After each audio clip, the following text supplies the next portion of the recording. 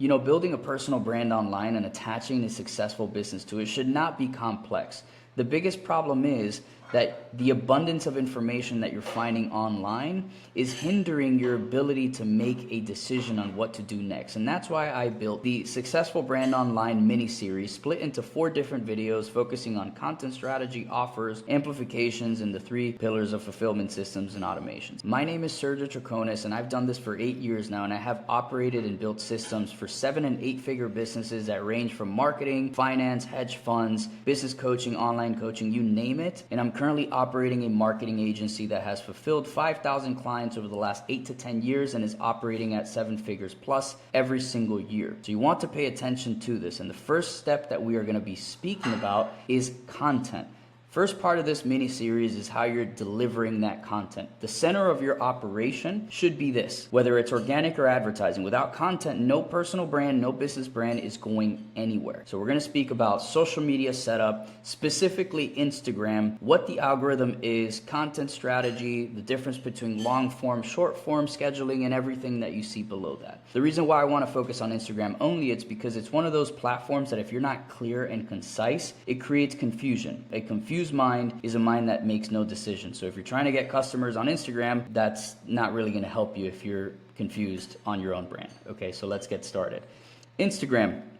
First thing you want to focus on before people look at your content is who you are, what you do, something personal, accolades, and your I help statement. This is what I have on my Instagram bio, okay? It has to be in alignment with who you are, what you represent. You have to be in alignment with your own brand. That's something you might have to do a little bit of soul searching on, is what you want to be portrayed as on social media. A brand basically is an association to something. So what do you want to be associated to? Is it real estate? Is it fitness? Is it motivation, discipline? You choose that. And when you do, this is going to be much easier to go through. Okay, this is an example of my bio. Scale your business with systems. 5K clients served at Kearns Marketing. That's our marketing agency. An accolade is very important to add here if you have any. And then helping founders make an impact is my I help statement. This is constantly changing. Don't feel like your bio needs to be one and all and that's it. You can't change it. You should change it. Every single month, my bio changes because I'm testing different types of content, different formats. I want different CTAs. My links are changing. It's in constant flow according to where my business is headed. So feel free to change it as you'd like. There's nothing wrong with that. The amount of links that you have on your bio doesn't matter if you have 3 or 4. You can only have 1 and it's fine. And the reason why I have that is because I have multiple offers, multiple platforms. I have many things going on. But if you're just getting started, all you need is, let's say, for example, a jot form, which should be your link, somewhere that people can land on and give you information, whether they're DMing you, that could be a comment under a post, or the link. And that link should be very straightforward and simple to get to you. The reason why you're building this is to build relationships online, and how you take them offline is through your CTAs. So make sure that it's clear and concise before people even consume your content. So, oh, I know exactly what Sergio does before even consuming what he's talking about, because they might not be interested in your content, but they landed on your page either through a referral or a video they just stumbled upon. Before getting into anything else, content strategy, scaling, I want you guys to think differently about the algorithm, especially people who think it's out there to get you. It is there to help you. The algorithm is a representation towards how people perceive your content. If you have low engagement, that means you have shitty content. If you have high engagement, that means you have great content. The best way to know whether your business is going to thrive or die online is by being very niche on how you create content towards your targeted audience. And if your targeted audience is receptive, that means you are talking directly towards their pain points and their ideal outcomes, which is highly important. You have to be very in tune with that, because the algorithm is constantly working on showing the content that people are mostly interested in. 5 years ago, TikTok changed their algorithm to interest-based. Don't stress the followers because they don't matter as much anymore. They matter to the point of social proof, but when you're just getting started, what matters most is reach. How do you know your customer? How can you get in front of them? And how can you communicate the pain points and solutions effectively through content? The algorithm helps you do that as long as you are in alignment with it. Ever since they changed it, all platforms, including Instagram and LinkedIn, Facebook, have changed their algorithm to interest-based. That means everyone has equal opportunity to reach the same amount of people. That means if you have 50 followers and I have 240,000, You could reach more people than I do if you're a better content creator, if you're more aligned with your mission and target on how people consume your content. So because of that equal opportunity, nothing should stop you. Never in the history of marketing and advertising has it been this easy to reach the right people just based off of your creativity. You don't have to put any marketing dollars into it. You could just be really good at creating content, and that could be your winning strategy. That's why I'm putting a lot of emphasis on organic, because you don't need to put a dollar into this. You just need to be intentional. You need to know your target audience. Moving on to the right formula and framework that's going to help you reach your target audience has to do with how you're posting content made malleable according to what I'm going to teach you next. This is the formula that we're teaching our clients. It's not the same that worked 8 years ago because of the algorithmic change. Used to be, whatever's within the followers that you gain is what you reach. Now it's anybody could see your stuff, no matter how many followers. It goes beyond the followers. So this framework helps you get in front of those people using and leveraging how the algorithm operates. It's capture, retain, and monetize, okay? In that order. You cannot skip. You can't retain attention if you can't capture it. You can't monetize it if you can't retain it. And in order to capture, you need to enter the conversation that's already happening in the head of your target audience. You need to be highly in tune with their pain points. So instead of starting a video by introducing yourself, save that for YouTube long form. But if you introduce yourself on an Instagram reel or a TikTok, look at how you consume content. You would scroll halfway into the introduction, but if they hit a pain point that you know is hurting you, and the person knows that it's hurting you, you're gonna stop. So think about how you can make people stop scrolling and listen to your stuff. That happens very fast. You have 3 to 5 seconds to make your introduction and give them a pain point or a dream outcome that you want them to consume. The next thing is the substance. Within the 30 or 60 or 90 seconds, what are you helping them with? How are you retaining their attention long enough for them to consume it to 100%? You want at least 30, 40, 50% of people consuming all the way up to 100. That means your content's hitting. Okay, so there's a formula to this. YouTube does really well in showing you the analytics, but you want your chart to look like this.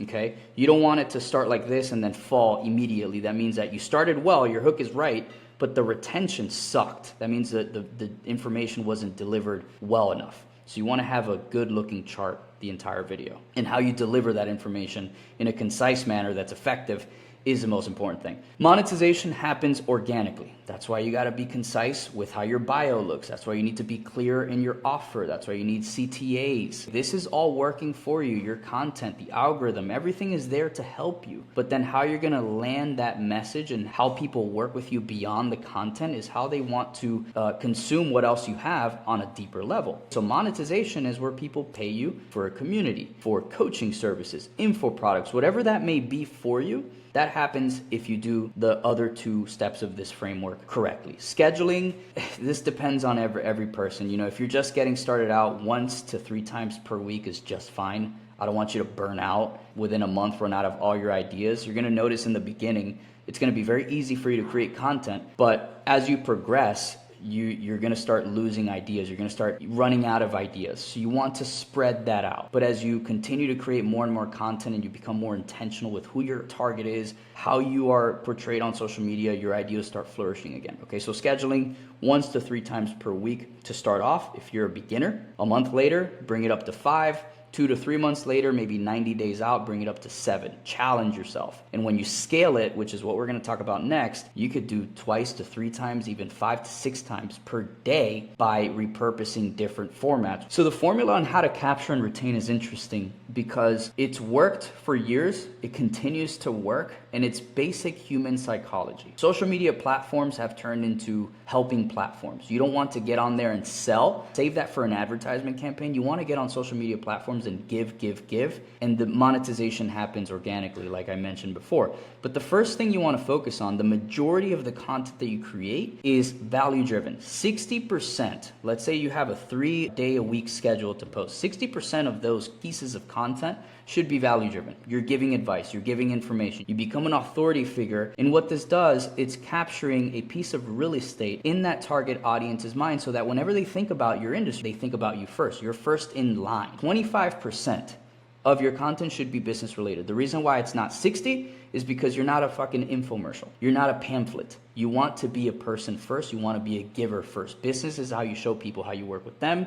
You talk a little bit more about your plans, accolades, maybe some testimonials. There's a fine line between business and value. Don't mix them both, because then you end up pitching way too much. You don't want to pitch on reels or static posts. Save that for your stories. Stories is a documentary of yourself with some commercial breaks where you put a link to purchase an item, or you put a freebie for somebody to give you information. Save that for your stories or advertisements. Your feed is all value and education. 15% is personal and lifestyle. Remember, people connect with people, not the business, especially with personal branding. You're attaching your name to a business, not the other way around. You have to remember that. You are where the person's attention starts. So the personal and lifestyle information that you provide, like your family, your friends, your kids, is part of that formula. The whole idea with this percentage formula is to help people know, like, and trust you before they work with you. That's the biggest thing here. And you're buying that little piece of real estate, like I mentioned before.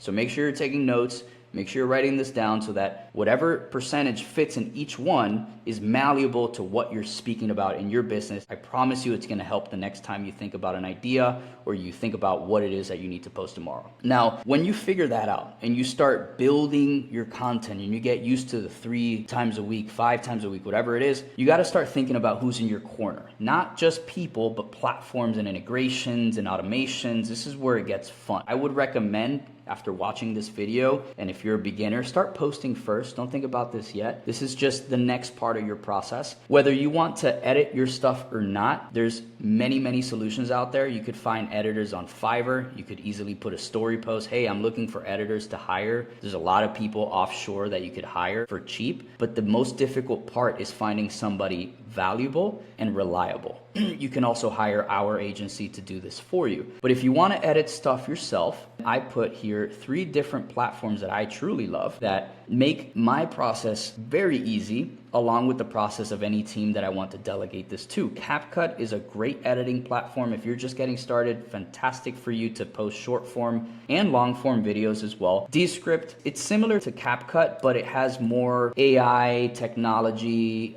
integrations that you could add into it. Like voice enhancement is a little better than CapCut.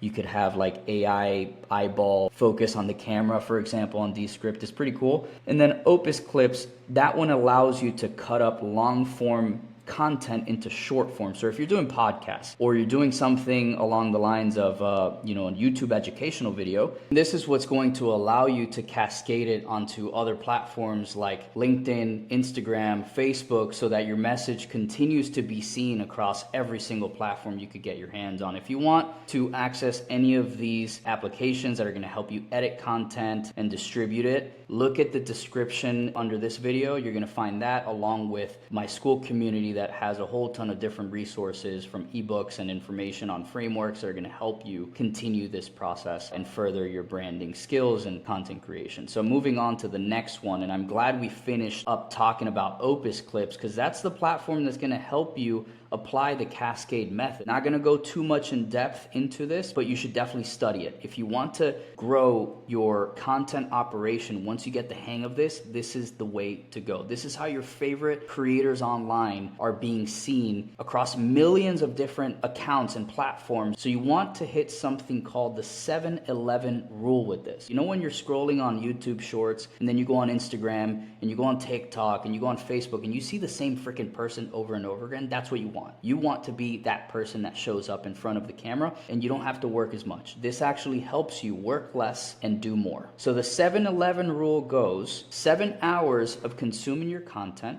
the person will most likely convert into a customer. This is an actual fact, a rule of thumb. If the person consumes 7 hours of content over 11 different touch points across 4+ different platforms or contexts, the likelihood of them converting organically without you having to ask is much higher, because they feel like they know, like, and trust you already. And this is keeping one of the formulas that we spoke about, 60% plus of that educational content across the board here, right? You want to become that source of information no matter what platform they're on. What does this mean?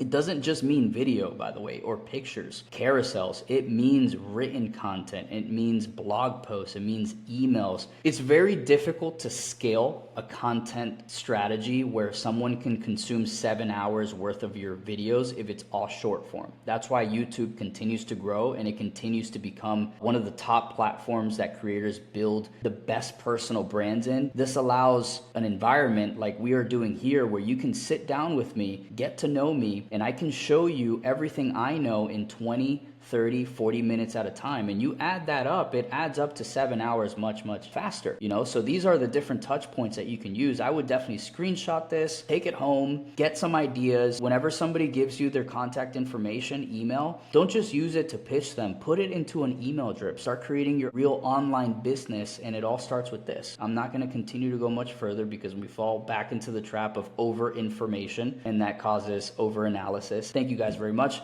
See you on the next one.